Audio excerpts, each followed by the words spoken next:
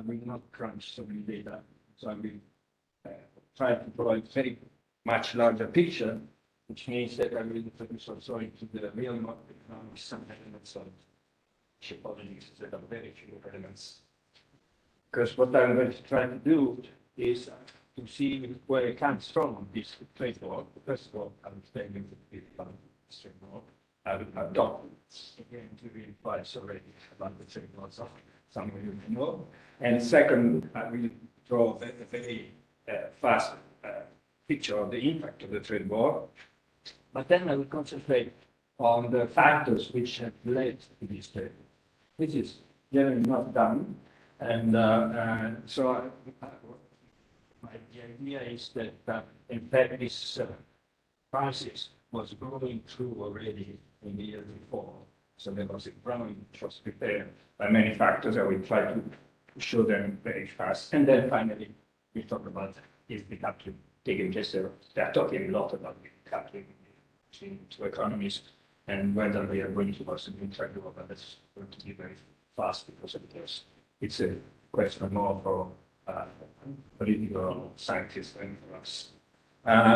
So you may have seen these pictures after the Bali conference, and they were smiling, they were shaking hands, and what is interesting is the reactions there concerning trade.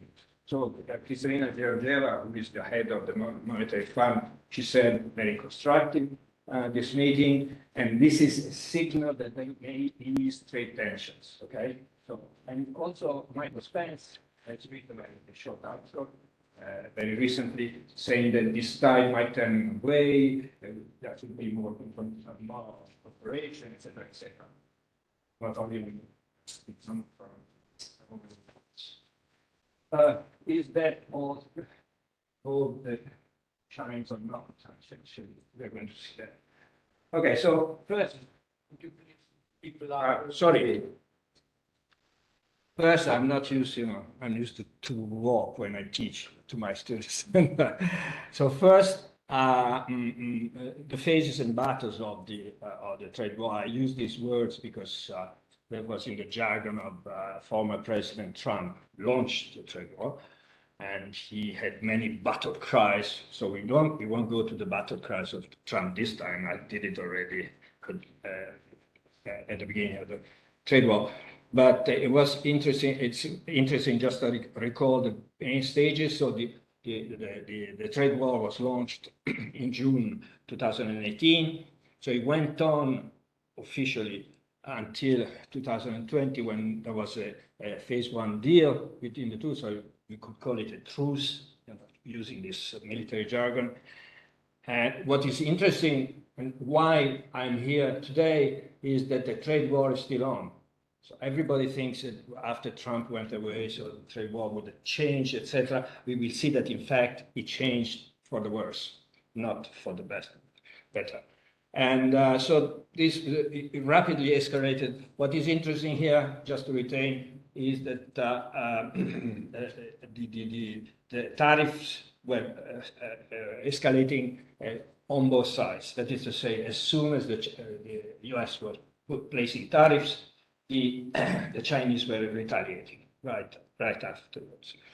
And practically the actual level is 19% on a US average tariff rise rates, and the Chinese average tariffs are now 21%, so very high, around 20%. So it's a very high level of tariffs. We will see on which goods, because that's important for our discussion on the decoupling, etc. So, the trade war is still on. What is interesting is that tariff war was targeted. It was not on all the goods. So on some goods it was heavier than in others. The Chinese exports hit by the US tariffs were mostly this part of the picture, and that's the intermediates. So Trump, at the beginning, the Trump administration hit mostly Chinese intermediates coming into the US, but it hits also other products. But what is interesting also, the goods on which he didn't put any tariff, okay? We'll take it back when we talk about decoupling, okay? Phones, laptops, etc., etc. So many people thought, or maybe they don't know about, that all these goods were hit by tariffs. They were not. And on the contrary, Chinese tariffs hit, obviously, where, you know, it was more so for the American economy at that moment. And that's agricultural products, that's on this side, plus other products like petroleum, wood, etc., etc. Very low on aircraft, pharmaceuticals, and medium on mechanical machinery, optical, and medical appliances. Okay. What were the main tools of this trade war at the beginning? Well, they used safeguard protection, which is something that can be used according to the WTO, national security. So that's also to retain for what we are going to discuss later. But what is most important of all is the tariffs and other remedies. We would see that other remedies are the ones which have developed into a very, very strong item in the new, we can call it the new wave of the trade war under Biden. And this is why, the reason why, is that because semiconductors are very important in this trade war. I won't go very much on this today because there will be, later on, there will be a paper on the place of semiconductors in this competition. But the main point is that America, the US, is falling behind in the manufacturing of the most important and most advanced chips, and not only chips, because they will explain to you that in fact this industry is composed of also the ones who are making the wafers which go into the chips. It's a rather complicated story. And so on the other side, China is seeking self-sufficiency. China cannot, at the moment, produce the amount of most advanced chips that she needs. And so there are these two diverging trends. The US is losing competitiveness, which has been gained by other East Asian producers, especially Taiwan, and China is seeking this self-sufficiency. Okay, and yet, so the trade war, in fact, started even before Trump, because under Obama already, this part of the trade war was started. Right? And the last year of the Obama administration, the American companies already could not sell to one of the Chinese companies, ZTE, and then it was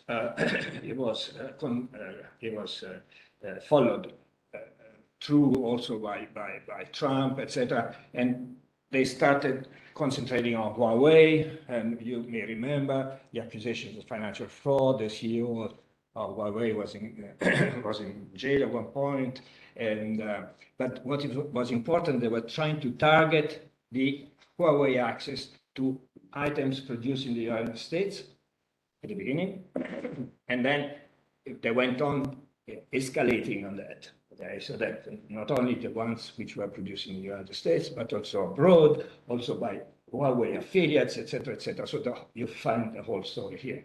And that policy extended also to other companies.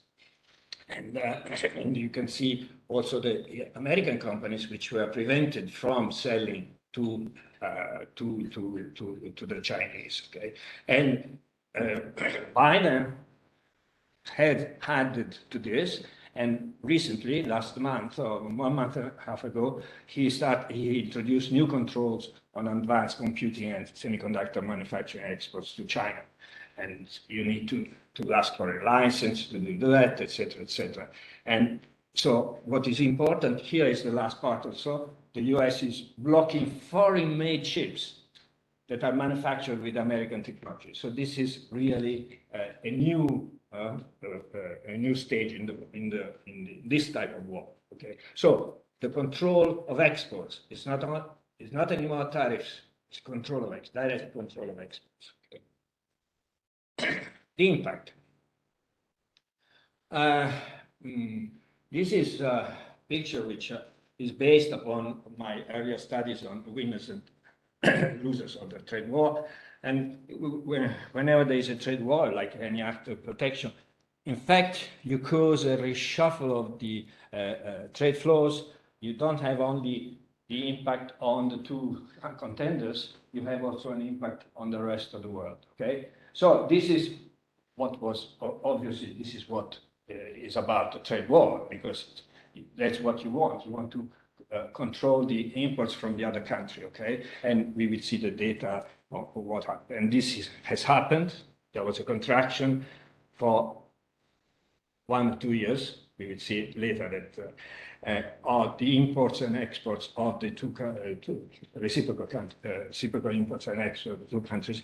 But at the same time, as I started showing last time, and the data were confirmed by further research, there was a supply switching or export reorientation to other countries. That is to say, countries like Vietnam, Malaysia in Asia, and Mexico, especially in Latin America, started substituting the exports and imports with both the US and China.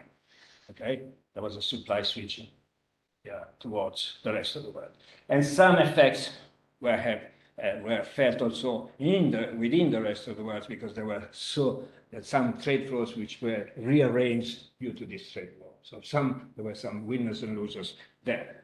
So that's what I calculated from the US Census Bureau, which publishes data on trade. And by the way, they are confirmed by the Chinese data as well. I checked on the Chinese data, more or less it's the same type. And that's interesting. What is interesting here, to look at what happened between 2018 and 2020, okay? There, imports of the US dipped, okay, from 2018 and 2020, according to what I said now in the triangle, and the exports dipped a bit, okay, here. But what happened later is that they regained strength afterwards, which is contrary to what people say now, or most people saying that the trade war had the lasting effect. If you think that after 2020, the reason why I distinguish it, because in 2020, 2021, obviously there is the impact already of COVID, and now in 2022 of the war, of the Ukraine war. So notwithstanding this impact, the trade flows have increased in the last 2 years. So that's interesting too, for the decoupling thing. And here, by subtraction, is the so-called the trade deficit. That's been a lot of discussion. You remember that President Trump, former President Trump, one of the battle cries where we have to diminish the trade deficit is bad, etc., etc. And the trade deficit is increasing until here, 2018, in fact, has diminished in the 2 years after that, and then started increasing again. So that's interesting too. So in fact, many of the objectives of the trade objectives of the trade war have not been reached by the United States. Okay. That's, by comparison, is what happened in the world. You know, the trade with the world, and there was a dip also in 2019, 2020, but then now it's gone again. But of course, as I said, now there are many factors at hand, not only the trade war. The costs to China were enormous, beginning and still now for the other type of policies that I explained.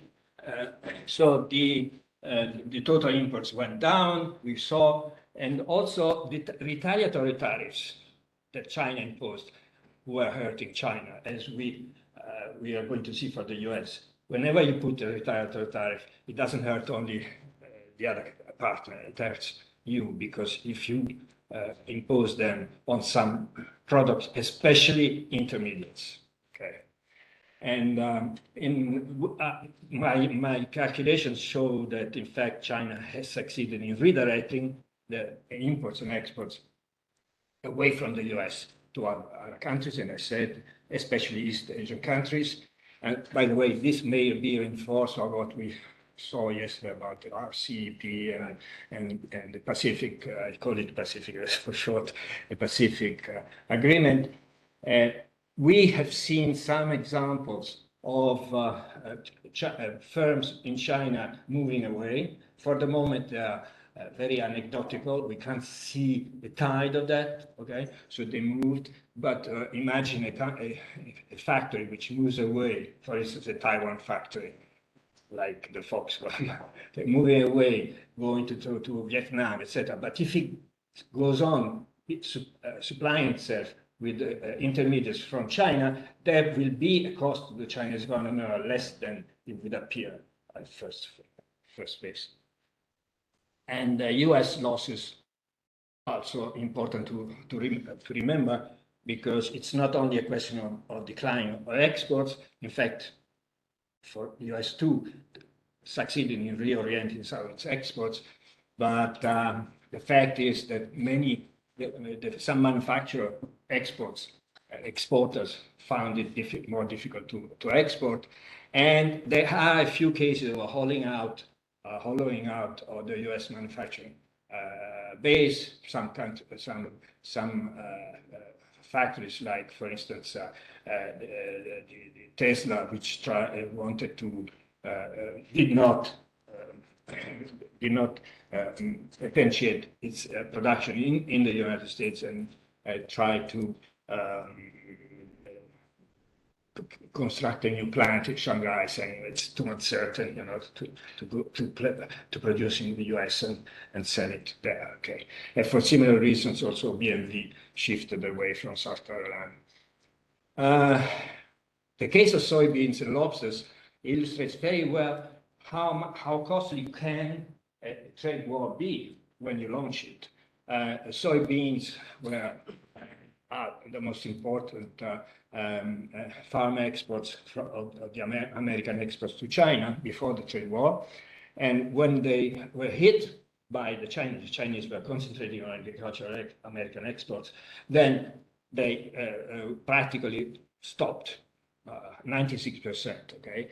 And China reoriented its imports, that is to say, supply switching towards Brazil mostly, and then Argentina as well.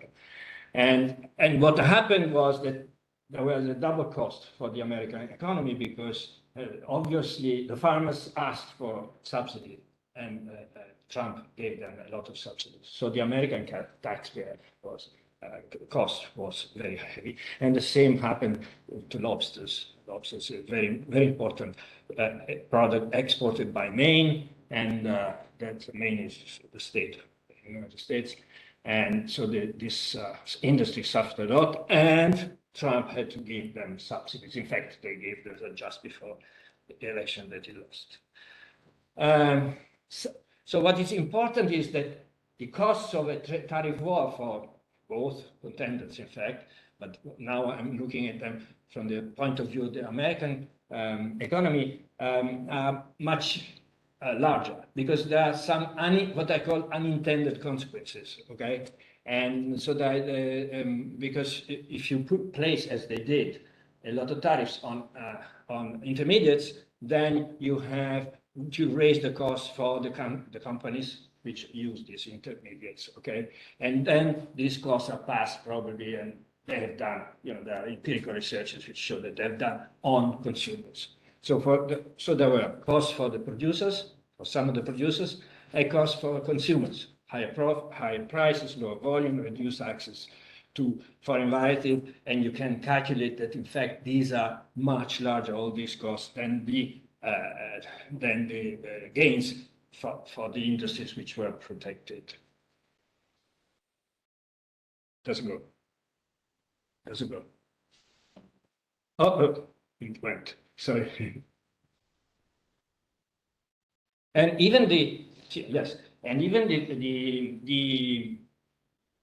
implications of the new export regime, which is called new export regime of the American under Biden, can have a very negative consequence, because obviously all the policymakers say, "Oh, that's really good," etc. And it's good in the sense that it makes a lot of damages to the Chinese economy, but it can make a lot of damage to the American industry as well, because obviously it can push to offshore. That's first. Second, companies that buy these inputs can go to other suppliers. There are very good suppliers of these items, especially in the semiconductor industry in Japan and in Holland. Third, China can retaliate. Fifth, whenever you set up this export control, you need a huge bureaucracy, and then it's creating a lot of problems. And of course, if you hit the American companies, which have a high cost, etc., then you have less profits and less research and development possible deriving from these profits. And it may push China faster to find any alternative. That is what is happening right now. Okay. And finally, the last negative impact of this trade war was on the rules-based multilateral system, and of course, first Trump and Biden also. They didn't make recourse to the WTO. The difference between Trump and Biden is that Biden says we want to make recourse to WTO. Up to now, they didn't. And also, Trump did not try to renew the nomination of a member of the appellate body. So the appellate body, if you look at the WTO website, you can see that, you know, the appellate body and they say what fantastic things about what they do with the appellate body, etc. But at the end, there are two lines, very small lines, saying actually the appellate body cannot work because there wasn't a nomination. And Biden has, for up to now, refused to nominate another member. So in fact, the policy continues. There's continuation of the policy. In fact, on export controls, it's even worse.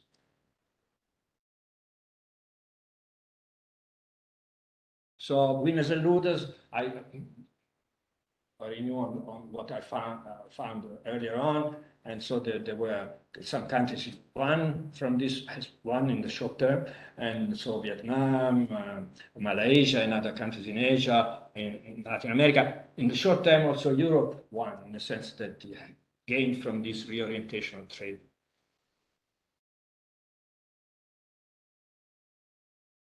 So this part, on the contrary, is so what led to this trade war, and that's a new part, okay?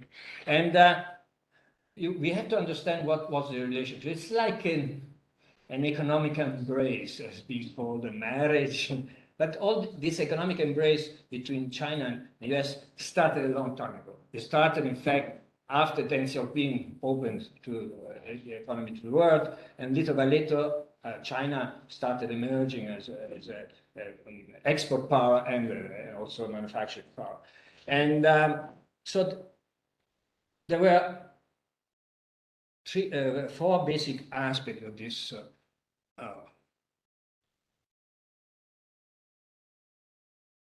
No, okay. There were four basic aspects to this embrace, which are important. The American people could consume a lot of goods, cheap goods from China. So first, second, China could renew its export-led strategy because it had lots of jobs, etc. And third, the trade surplus of China was invested into American T-bonds, okay, which was sustaining. And so there was a kind of reciprocal convenience, which was at the basis of this embrace, okay? And so what led to the rupture of this embrace, okay, in a way? I think that the rupture of this embrace was due to, on both sides, okay, through the history, was prepared on the two sides. So very often it is said it's Trump which launched the trade war. True, okay, because it took Trump to launch it, okay. But the question was that it was behind already. The crisis was roaming around. And the first and the most important aspect, I don't have time to go into it, is the changes in global power. Right? So there you can see many indicators, among which the economic complexity, and you can see in the economic complexity, United States going slightly down in the ranking and the China going up, okay? It didn't fill the gap yet, okay, in many sectors, and I think Vittorio wrote a book on the trade, on technological race, etc. But still, that's the trend, and that's what is important here. I'm not studying the trend. I'm saying what were the reactions to this trend on both sides. So on both sides, the reaction were the Americans, they were feeling to lose, and the Chinese were feeling that they were gaining. Okay, and so that has to be replaced within the context of the new policy leaders or policymakers which were coming on to the fore in the two countries. Okay, so the new ideology of Xi Jinping and the American populist tendencies, etc. And so there were also other elements which I don't have time to discuss, but that was the most important ones. There was also, these are some data on this, on the fact of this losing power. That's interesting, you know, losing, having a deficit in advanced technology. That is also an indicator of, you know, that you are starting to lose the place there. And so, lots of data on the rise of China as a technological powerhouse, and the amount of expenditure, the amount of expenditures, etc., etc. And the most important fact is that there's now is not only a question of semiconductors, or based on semiconductors, there's a race on the global domination for artificial intelligence. Of course, semiconductors are the basis of AI, artificial intelligence. Okay. There were also some domestic factors. I cannot go on, and you can see that there are not only international factors, but also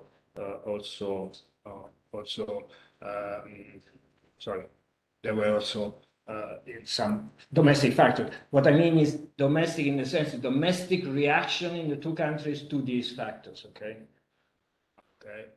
So is decoupling away, because I finish here. Sorry. Is decoupling. So the data show, if you look at the most recent data on trade, show that decoupling at the trade level is taking place only in those sectors which were badly hit by tariffs, okay, which are still hit by tariffs. So some intermediates, etc., etc. But for the rest of trade, no. The rest of trade is booming. And in fact, you have seen it goes up the whole, which means that even more than, you know, by discounting these goods that go down. So decoupling, not really as a whole. Some products are sold less on both directions. And also that those factors of the economic embrace, which I tried to tell you, they're still there. They are in a diminished level, but they're still there. Masses of cheap consumer products still go to the United States. Okay, so they continue to. By the way, they continue to fuel the China's export-led model. There has been a lot of talk about the change of the model. The policy makers, they say that they want to change, etc. But it seems to be that this model is still there as far as the exports are concerned. They're very, very much based on exports. And also FDIs are still there. In fact, I give you the last data here. And also it's still, China is a very big holder. If you want to go and calculate, etc., today is second to Japan, but for many years has been first. Okay, and it's still a very high level, although slightly diminishing. I don't have the time to go and explain why they don't have any interest, economic interest, to go down abruptly. Okay, and so what happens next? Is there a trade war? Is there? There will be a trade war. Well, the two positions today, official positions are China is, you know, if you read the comments, what Xi Jinping said at the last party conference, he said, you know, they talk in a different way from us, and they say there are strategic opportunities, there are risks and challenges, potential dangers. We have to be ready to withstand high winds, etc. But what is interesting is the second citation is they want increasing China's international standing and influence to play a larger role. So that's important, what they want to do, okay? And also there's something happening in China which has been not noticed very much. So there is a growing influence of this Han nationalist group, which may or may not today influence Xi Jinping, but it's something to, and also its policies towards the regional groupings, which we discussed it yesterday, and the American function. Sometimes the U.S. positions, they say we want to engage, we want to compete with China, etc. But at the same time, we want, and that's important policy today in the U.S., we want to bolster the resiliency of supply chains, because they understand that that might mean that they want to, and they relaunch industrial policies, what China has been doing the whole time, by the way, and instead of signing the Pacific Agreement, they made another agreement. So yesterday there was a vote only on the lines, but now there is another agreement, international agreement, Indo-Pacific, so to complicate even more the international. So will there be trade war, war? I mean, possibility of war? Well, certainly there is a very harsh competition. At the heart is the struggle for technological leadership, but we have here two. I finished the last one. The last one is the two possible scenarios. One is the Thucydides trap, you know, like Athens and Sparta. Thucydides was the Greek historian, and so there's a possibility that the incumbent, the old country, could launch a preventive attack on the. But this is possible, but not likely at this moment. And the other one, on the contrary, I would say that it's most likely the Kinderberg trap, like in the 30s, when the United States was not yet ready to take the leadership, and the British power was declining, etc. So probably that's exactly what the Chinese Xi Jinping has said. Xi Jinping says that there are huge risks for China in this period, etc., and it's not strong enough. So it's interesting. Apart from the analysis we make, they are well aware. There was a document which circulated recently in China, and then it disappeared, about the research center said that we are still behind the US in technology, but we are catching up, but we are still behind. And then it disappeared. The reasons, I don't know. But, so history is only optimistic note of my talk is history shows us sometimes countries can come to an agreement, and of course we need a lot of mending, and especially a lot of mending on the WTO. The WTO is a mess. I didn't have time to talk about the WTO, but how do you want? I mean, it takes years to take, to take somebody, to take a decision on the obvious. You go to the WTO, then you go to panels, with the other panels, the panel makes a report, and then there's the appellate body. If there's no appellate body, you can't have a confirmation of anything that you can do. So it needs amending, and lots of rules are very opaque and very badly written. Sorry, I just... Okay, thank you very Thank you very much, Giovanni, and we are